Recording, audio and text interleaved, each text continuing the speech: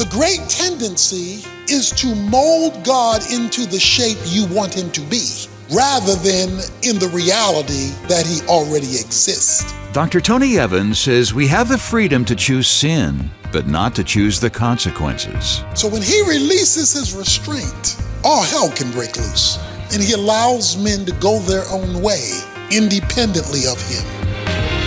This is The Alternative with Dr. Tony Evans, author, speaker, senior pastor of Oak Cliff Bible Fellowship in Dallas, Texas, and president of the Urban Alternative. God gave us boundaries in life, but he also gave us the freedom to choose. So what happens when we abuse that freedom? That's what Dr. Evans will explore with us today. Let's join him. Many years ago in Europe, one of the ways they would test someone to see whether they were insane in these European sanitariums was to put the person in a closet, turn the water on in the sink, let the sink overflow, and then give them a mop and tell them clean up the mess while the water was still running. They wanted to test to see whether the person had grown in their sanity. So they would go away for a couple of minutes and come back. If when they came back, the person was mopping and the water was still running with the stopper in the sink, they knew they were still crazy. Because they understood they did not have the capacity to get to the root of the problem. They were simply mopping up symptoms without dealing with the root cause, a stopped up sink with the water running. Today we're in a mess. We're in a mess. And all kind of mops are being used to clean up the mess. Whether it's our personal mess or our family mess or the mess all around us in our society, whether the mess is in school or church or wherever it is, it's just a mess. And great amount of time and energy, money, expense is being put out to mop up the mess. The problem is that the stopper is still in the sink and the water is still running. That is, we have not sufficiently gotten to the root. And if you don't get to the root, you'll be mopping for days.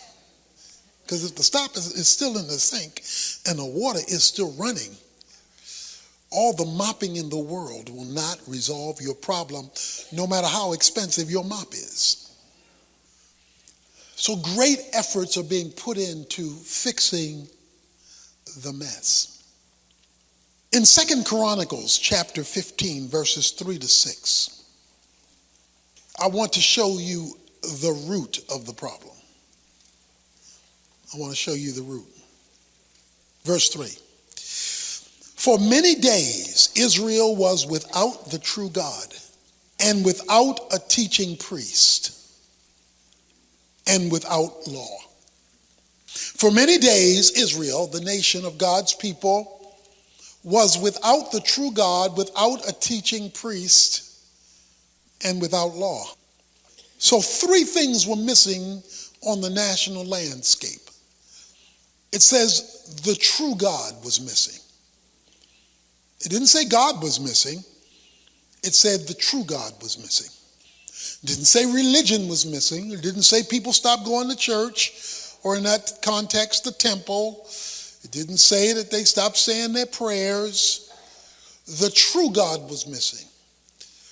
So if they had religion but didn't have the true God, that meant they had false religion. Because the opposite of true is false. The great tendency is to mold God into the shape you want him to be, rather than in the reality in that he already exists. The true God, that is the God of the Bible, he was missing from the culture. The reason that the true God was missing is there was an absence of teaching priest. That is, priests who were giving God's perspective on the matters. So there was a third thing missing. No law. Chaos ruled. There was no standard by which society was operating. When there is no standard, people create their own. You decide, and so you hear people say, I know my truth. You know, it's what I think about it, because there is no standard by which things operate. So what was the result of a godless environment? How did this chaos manifest itself? Verse 5. In those times where there was no God, no teaching priest, and no law, there was no peace to him who went out or to him who came in. For many disturbances afflicted all the inhabitants of the lands. It was personal conflict, relational conflict. There's this environment of conflict, no peace. Peace has to do with calm. There was no calm, there was conflict. And conflict had become pervasive all over the land. Verse 6 says, nation was crushed by nation, city by city. So you got national and you got, we'll call it urban, city by city. You got a situation where oppression is taking place, crushed. You've got national conflict, international conflict, community-wide conflict. You just got a wholesale mess on your hands. That's what you got. But then we come to this pervasive statement. The end of verse 6. For God troubled them with every kind of distress. Now, you would have thought that it should have said, with all this havoc going on, the devil troubled them. I mean, with all this, our statement should be, it ain't nothing but the devil. But that's not what it says. It says, for God troubled them with every kind of distress. So here's the principle. If God is your problem, only God is your solution. See, if he's the one causing it or allowing it, okay? Now, let me explain how this works. The New Testament explains in Romans 1, verses 18 to the end of the chapter, he talks about the wrath of God, how God's wrath is expressed. And when he explains it 3 times in those verses from Romans 1, verse 18 and following, it says, and God gave them over. And God gave them over. But he explains that in the context of defining God's wrath. He says, the wrath of God is revealed, or that is expressed or made manifest. But the way it's made manifest, Romans 1 says, is by giving them over. To give them over means to release his restraint. To remove his restraint. And let them have their own way. Let them have what they insist on having. He removes the restraint. By the way, sidebar, when it comes to the last category about removing his restraint in Romans 1, he says that not only do they do evil, but he says they heartily approve of those who do. So in other words, whether they were doing the evil or not, they were voting for it, agreeing with it. It's been guesstimated that less than 2% of the American population is homosexual. But it's estimated that at least almost 60% approve of gay relationships, either as civil unions or as marriages. I told you some time ago, I was on the phone with I guess it was about 30, 40 preachers, teaching priests. The subject was the church's response to gay marriage. That was the subject that the preachers were talking about. And so I spoke first and gave a biblical defense for heterosexual marriage and explained biblically that marriage was given as an institution for creation, not just an institution for Christians. So marriage is not just a Christian institution. It is a creator's institution for mankind. Okay, so we went into that. And even I was shocked at the number of preachers who pole vaulted past the Bible to acquiesce to the culture. I mean, I was shocked at the number. Like God never said anything on this subject. Now, I'm not talking about being homophobic. I'm not talking about being unkind to people. But once you legislate its legitimacy, then what you do is you give God permission, not that God needs permission, but in the sense I'm using it, you give God permission to release his restraint. So he releases his restraint and he allows what you want to do. But here is the deal. You can decide the sin. What you can't decide are the consequences.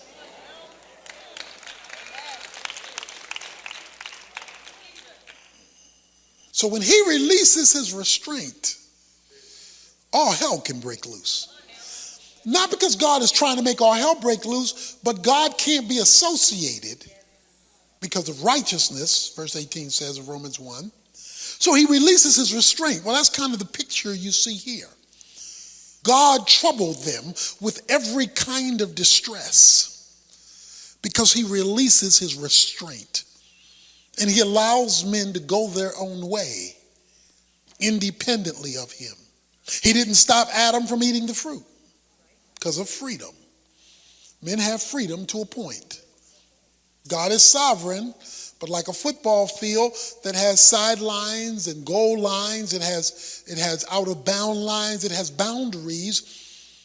Those lines do not move. Those are permanent located lines. But on the field, there are a whole variety of plays you can call.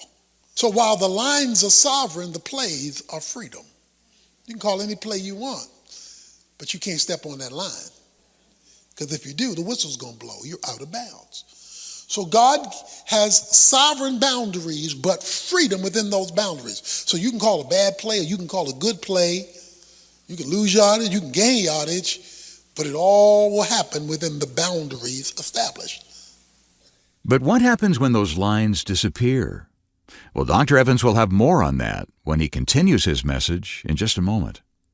First, though, I want to tell you about his brand new book, just released to go along with our current sermon series. It's called Kingdom Citizen. Our country has always been a work in progress, but lately it seems like we're making too much progress in the wrong direction. But Dr. Evans says things can turn around, and it's up to the people of the church, people who are committed to God's kingdom agenda, to get the process started. In this book, he'll show you how to use the power God's given us to heal the divisions, reverse the decline, and overcome the despair that seemed to be a big part of life in our country recently. Change can start today, and it can start with you. Find out how by requesting a copy of Kingdom Citizen. We're making it available for a limited time as our thank you gift when you support Tony's ministry with a contribution of any amount. Just visit us at tonyevans.org to make the arrangements. Or call us at 1-800-800-3222, where staff members are standing by 24/7 to help you with resource requests. Again, that's 1-800-800-3222. Well, right now, let's get back to today's message. Here's Dr. Evans. What you and I are witnessing is removal of divine restraint in our culture today. God is being summarily removed ever so consistently to the periphery of the culture. His name is still used with no content. So the people will talk about God, but not the true God. Because if it was the true God, they would be talking about God's standard, not just using his name. So the true God is being removed while religion is being maintained. But if you will watch carefully, there is a systematic attempt to restrain religion's influence in the culture. Be religious, just stay in church. My point is secularism, humanism is happening, and so God is removing himself, or is being removed from downtown to the outskirts of town. Like a flat tire. We want him there if there is an emergency. If something go flat. But if there's nothing going flat, then you just stay there till we call you. So that's our reality. That's what's happening. And things appear to be getting worse and worse. But yet we still have to live. We still have to live and raise children and function and work and do life. We still have to do life. So the question is, how do you function in a culture that is removing God from its center? That God, other than using the name, is no longer the dominating influence in the culture. How do you address that? Verse 7. But you. He told you what's happening wrong with the world. Now he said, now I want to talk to you. You, be strong. And do not lose courage. For there is a reward for your work. I know it doesn't look good. I know the headlines of USA Today doesn't look encouraging. I know the statistics aren't very promising. But for you, don't, he says, lose courage. Don't give up. Don't throw in the towel. Don't walk away. It's rough out here, up in here. But for you. You can't control what your neighbor does or does not do, but I'm talking about you. He says, but for you, do not lose courage, for there will be a reward for your work. In other words, in the midst of all this chaos, God hasn't forgotten your name. God hasn't forgotten who you are.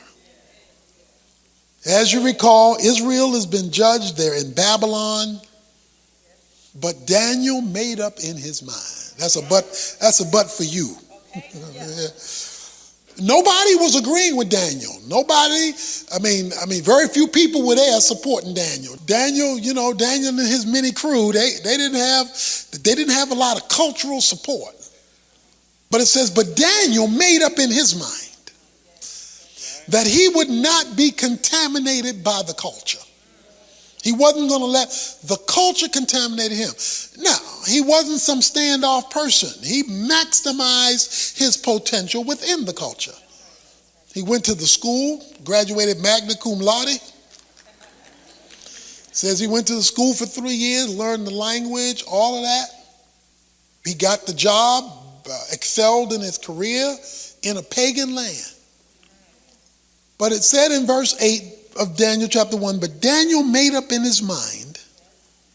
And then we talked about verse 9 that started with now God. Now God.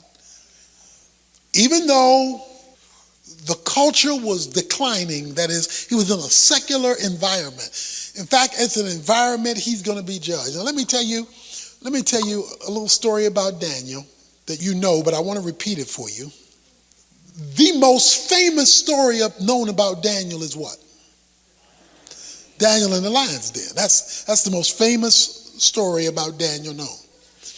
Daniel in the lion's den is in Daniel chapter 6. That's where he's in the lion's den. So he's a teenager in chapter 1. He's a youth. He's a teenager in chapter 1. In chapter 6, by the time you get to chapter 6, many years have passed, and he's approximately 85 years old. Okay? Babylon has been destroyed by the Medo-Persian Empire by the time you get to Daniel chapter 6. So you're dealing with a whole new culture, a whole new country, a whole new Babylon's gone, where we start with in Daniel chapter 1. And he's 85 years old. Now, why am I telling you that?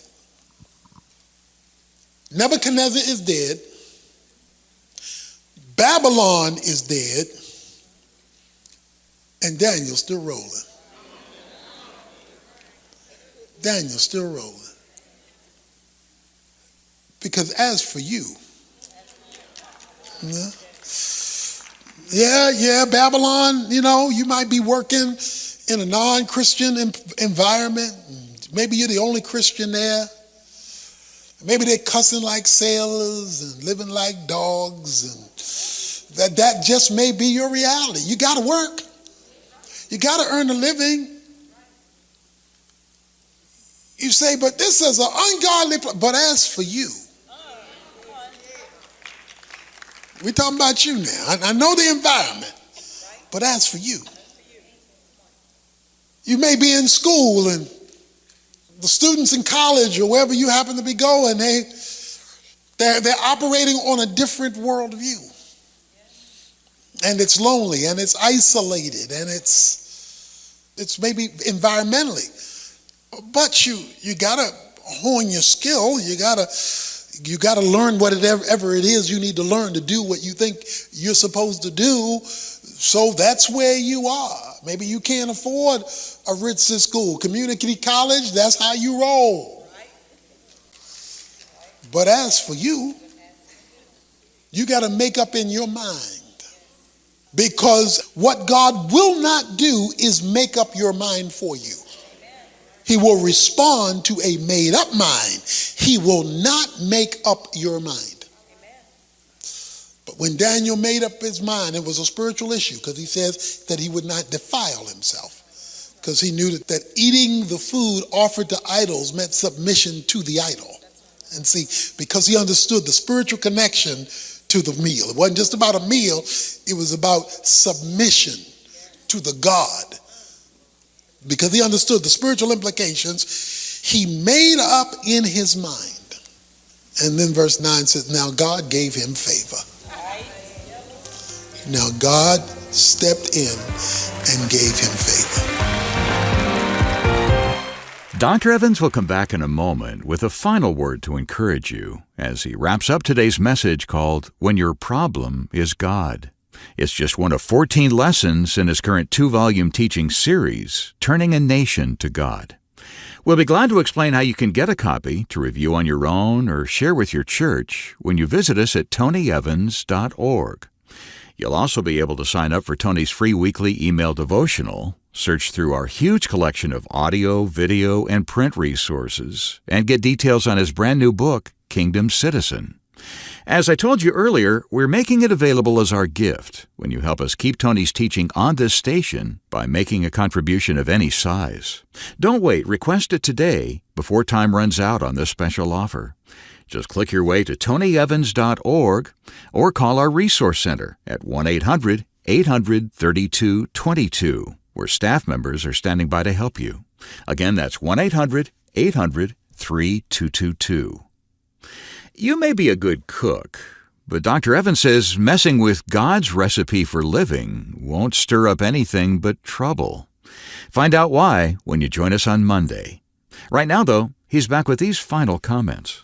So what I wanted to tell you is, in spite of what's happening around you, in spite of the fact that you're in the minority if you're a serious Christian, and when you are in the minority, it can be very troubling, because you become the wallflower. You've been put on the outskirts.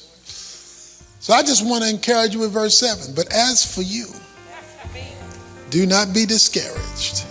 The Lord will reward your work. The Alternative with Dr. Tony Evans is brought to you by the Urban Alternative and is made possible by the generous contributions of listeners like you.